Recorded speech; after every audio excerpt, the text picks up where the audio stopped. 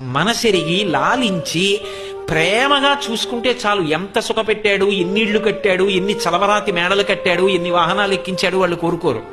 ప్రేమగా చూస్తాడా, అదొక్కటి చాలు. పట్టాభిషేకం చేసినట్టు సంతోషపడిపోతారు. ప్రేమగా పలకరిస్తే, ప్రేమగా పెట్టింది తింటే, ప్రేమతో పక్కన కూర్చుంటే, అనునయంతో మాట్లాడితే మా జీవితం సార్థక్యం అనుకుంటారు. ఇక రెండో కోరిక, ఆయన నా మెడలో తాళి కట్టింది ధర్మప్రజాపత్యర్థం, ఆయనకొక్క కొడుకుని కూతుర్ని కనివ్వాలి. పరమ సంతోషం పడిపోతారు.